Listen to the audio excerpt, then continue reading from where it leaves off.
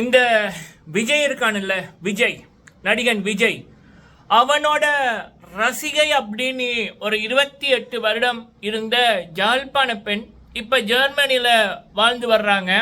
அவங்களுக்கு அவன் விஜய் அப்படின்னா அவ்வளவு பிடிக்கும். அவனோட படங்கள் அந்த கெசட் காலத்தில் இருந்து சிடி டிவிடி காலம் வரைக்கும் அவன் நடித்த கிட்டத்தட்ட ஒரு 43 படங்களுக்கு கிட்ட அவங்க சேகரித்து வைத்திருக்காங்க. நேற்று நைட்டு அவங்களுடைய முகப்புத்தகத்தில் ஒரு காணொலி ஒன்று போட்டாங்க.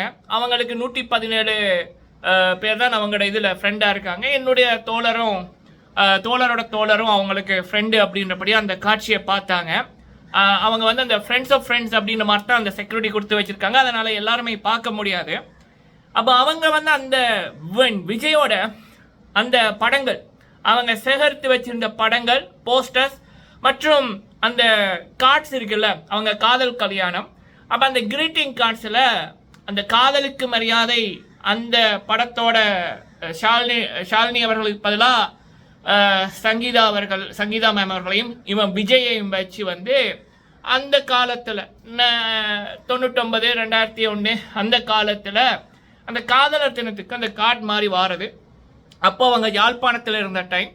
அப்போ அதெல்லாம் அவங்க சேகரித்து வச்சுருந்தாங்க. அது மற்றும் இவனோட போஸ்டர்ஸ், இந்த விஜய் என்றவனோட போஸ்டர்ஸ்.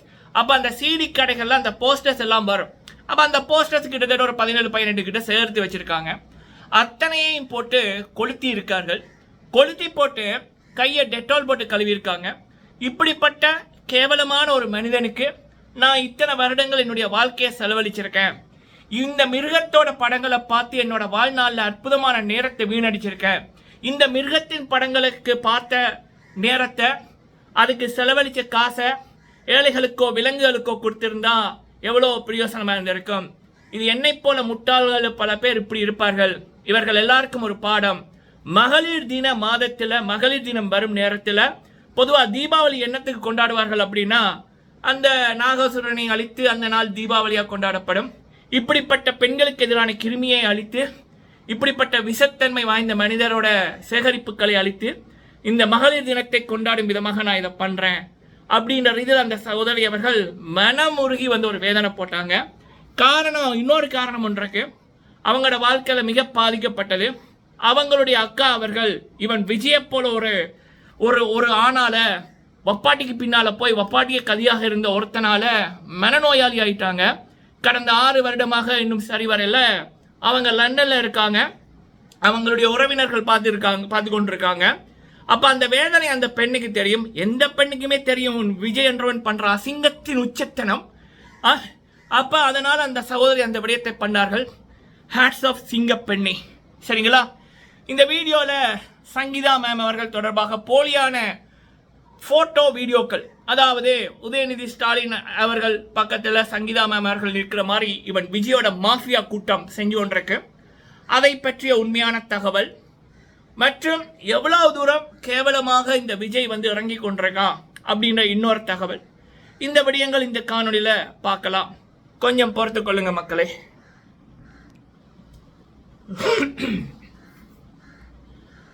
நீங்க போடுற லைக்கு பல பேருக்கு இந்த வீடியோவை கொண்டு போய் சேர்க்க உதவும்.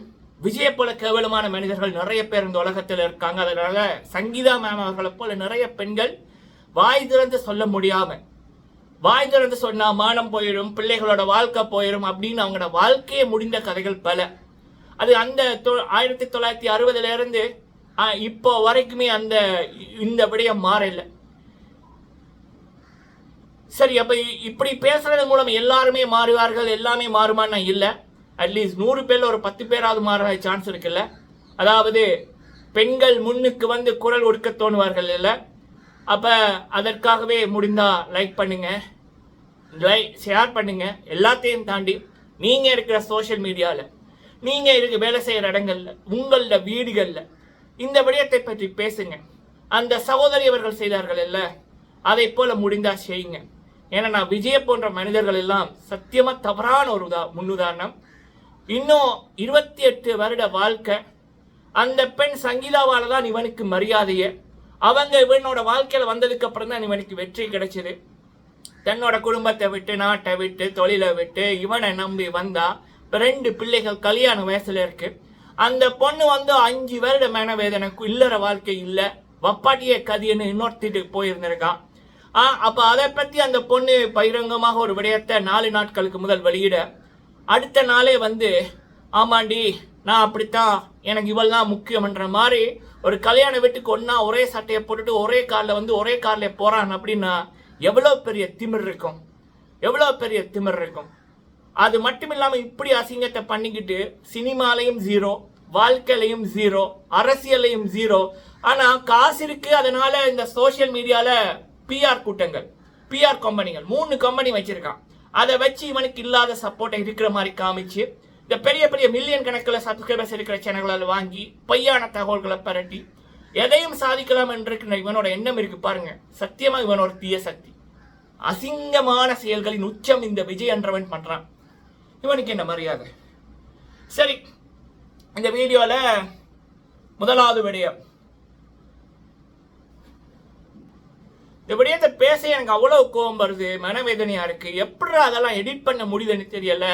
சத்தியமா என்னோட வளர்ப்பு, என்னோட பிறப்புல கோடி ரூபாய் கொடுத்தாலும் இப்படியெல்லாம் எடிட் பண்ண தோணாது, கை நடுங்கும். அடுத்த வாட்டி அந்த கையால சாப்பிட்றதுக்கு இடம் கொடுக்காது. சங்கீதா மேம் அவர்களையும் உதயநிதி ஸ்டாலின் ஐயா அவர்களையும் ஸ்டாலின் சார் அவர்களையும் மார்பிங் பண்ணி இணைத்து இந்த ஏஐ டெக்னாலஜி யூஸ் பண்ணி போட்டோக்களும் வீடியோக்களும் போட்டு மாட்டிக்கிட்ட சங்கீதா அப்படின்ற மாதிரி வீடியோ போடுறது, தம்ப்நெயில போடுறது, அது எல்லாத்தையும் விட நம்ம என்னோட மொழி தமிழ், என்னோட அம்மா மாதிரி. அப்ப அந்த மொழியில அந்த பெண்ணை பத்தி இல்லாதது பொல்லாதது எப்படி நான் சொல்ல முடியுது உங்களுக்கு? சத்தியமா நான் கோடி ரூபாய் கொடுத்தா நான் அப்படி பண்ண மாட்டேன்டா. அதை விட விட்டுறலாம், வாழாம விட்டுறலாம். அப்படி ஒன்னே கோடி ரூபாய் தர நீ இதை பண்ணுன்னு அந்த கோடிக்கு ஆசைப்பட்டோ, அந்த ஆடம்பர வாழ்க்கைக்கு ஆசைப்பட்டோ, இல்ல மிரட்டி மவனே நீ இதை பண்ணலன்னா அப்படின்னா கூட சத்தியமா நான் 2க்கு நான் பண்ணவே மாட்டேன்.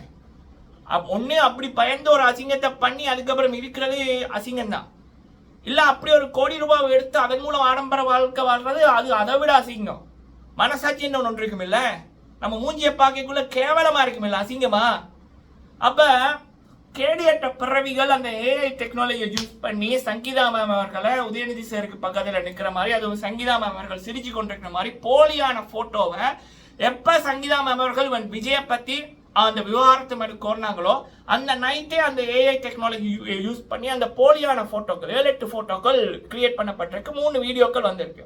அதை வச்சுக்கிட்டு மாட்டிக்கிட்ட சங்கீதா விஜய் திருஷாவோட வந்தா தப்பு, அப்ப இது என்ன அப்படின்ற மாதிரி பேசுறீங்களேடா. நீங்களாம் உண்மையாவே ஒரு தாயின் வைத்து தான் பிறந்தீங்களாடா? வெக்கமே இல்லையாடா? அப்படி ஒரு போட்டோ போடுறதுக்கு வெக்கமே இல்லையாடா?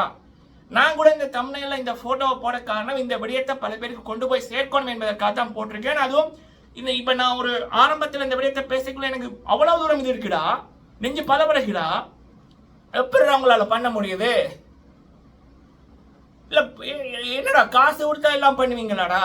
உங்களோட வீட்டுல பொண்டாட்டி, அம்மா, குடும்பம் எதுவுமே இல்லையாடா? அதெல்லாம் கேட்க மாட்டாங்களாடா? வார்த்தை வேற மாதிரி வருதுடா. சி அப்புறம் மனசு வருது. அதுவும் ஒரு பொம்பளை பொறுக்கிக்காக பண்ணி கொண்டிருக்கீங்களேடா.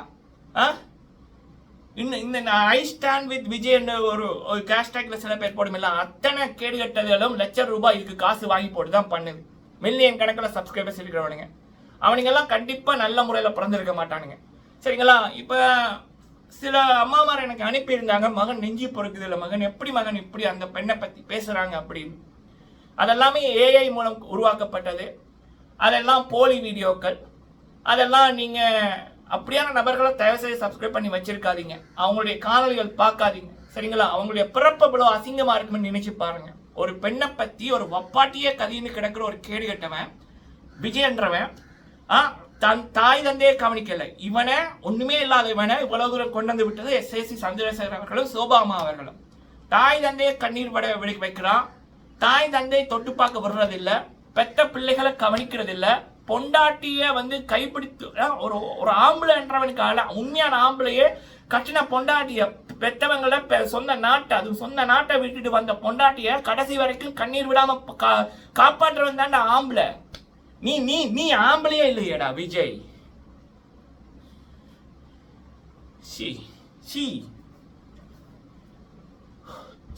அப்படிப்பட்டவனுக்காக இப்படி பண்றீங்களேடா, நீங்க எல்லாம் என்ன மாதிரி பிறப்புடா? அதெல்லாம் சித்தரிக்கப்பட்ட வீடியோக்கள் மக்களே, சரிங்களா? சித்தரிக்கப்பட்ட போட்டோக்கள், எலும்பு துண்டுக்கு கூவுற கூட்டங்கள். ரெண்டாவது, ஒரு அம்மா அவர்கள் இன்னொரு விடயத்தை சொல்லியிருந்தாங்க. யாழ்ப்பாணத்தை சேர்ந்த அம்மா அவர்கள், சங்கீதா அவர்கள் இந்த விடயத்தை இப்பயாவது பண்ணவில்லைன்னா கண்டிப்பா சங்கீதா அவர்கள் ஒண்ணு அவங்களுக்கு ஏதாவது நடந்திருக்கும், இல்ல அவங்க மனநோயாளியா இருப்பாங்க, அவங்களுடைய பிள்ளைகள் இருக்கிற இடமே தெரியாத அளவுக்கு இந்த கூட்டம் பண்ணி இருக்கும் அப்படின்னு. அதுதான் நடக்குது. அந்த வப்பாட்டிக்கு சிஎம் ஆகணும்னு ஆசை. அப்ப அதுக்காகவே இவன் இதை பண்றான். அதன் முதற்கட்டமாக இவன் ரீசெண்டா பேசின இடத்துல என்ன சொல்லியிருக்கான்னா, 2 சிஎம்மா, ஆண்களுக்கு ஒரு சிஎம்மா, பெண்களுக்கு ஒரு சிஎம்மா. அப்படின்னா ஆண்களுக்கு இவன், பெண்களுக்கு வப்பாட்டி. ஏண்டா சிஎம் போஸ்ட்னா என்னடா நினைச்சு கொண்டிருக்கீங்க? எனக்கு புரியலடா. சிஎம் போஸ்டுக்கு இருந்த மரியாதையை போச்சுடா. கூத்தாடின்னு சும்மாவா சொன்னாங்க? அதாவது எங்கெங்க இருக்கணுமோ அதாவது அங்கங்க இருக்கணும். பெரியவங்க சொல்லுவாங்க, கூத்தாடி நான் மதிக்க மாட்டாங்க, சினிமால நடிக்கிறேன் மதிக்க மாட்டாங்க. அது ஏன்னு இப்பதான்டா புரியுது. விஜய் ஒருத்தனே போதுடா ஒட்டுமொத்த சினிமா நடிகர்களை பேரை கெடுக்க கழுவி ஊத்த வந்துட்டா. இவ்வளவு அசிங்கத்தை பண்ணி போட்டு எதுக்குடா சட்டையை போட்டுட்டு தெரியணும்? மானம் கேட்டவன். ஸோ ஓகே மக்கள், இது ரீசன்ட் அப்டேட் விஜயை பற்றியது. ஸோ இந்த சத்தியமாக அந்த விடயங்களை பார்க்க கோபமாக இருந்தது, கவலையாக இருந்தது. என்னுடைய கருத்துக்களை சொல்லியிருக்கேன். நீங்கள் உங்கள் கருத்துக்களை சொல்லுங்கள். கடவுள் இருக்காரு, கூடிய சீக்கிரம் அதுவும் பொண்டாட்டியை விட்டுட்டு வப்பாட்டியை சேர்ந்தவனோட நிறைய கதைகளை நம்ம பார்த்துருக்கோம். அவனுங்க எப்படி காணாமல் போனாங்க அப்படின்ற தகவலே தெரியாது. அழிந்து போனவர்கள் தான் பல பேர். விஜயோட அழிச்சியை காண முடியுது. அவனால் நிற்க கூட முடியல. அவ்வளோ தூரம் அந்த கல்யாண வீட்டு இதில் பார்த்தீங்கன்னாலே தெரியும். அவ்வளோ தூரம் மூஞ்சியை பார்த்தாலே தெரியும். சங்கீதா மேம் போன்ற தேவதையோட இருக்கைக்குள்ள எப்படி இருந்த, இப்போ எப்படி இருக்கிற? காசு இருந்தா எல்லாத்தையும் வாங்க முடியாதுடா. அங்க இருக்காரு, பெண் சாபம் பொல்லாது. நீ தாயை அள வைக்கிற, மகளை அள வைக்கிற, பொண்டாட்டி அள வைக்கிற. எப்படி எல்லாரும் முன்னாலேயும் உன்னால பேச முடியுது? உன் குடும்பத்தையே பார்க்க முடியல, நீ நாட்டை பார்க்க போறிய. முதல்ல 6 மணிக்கு அப்புறம் வழியில வேணும். நன்றி மக்களே.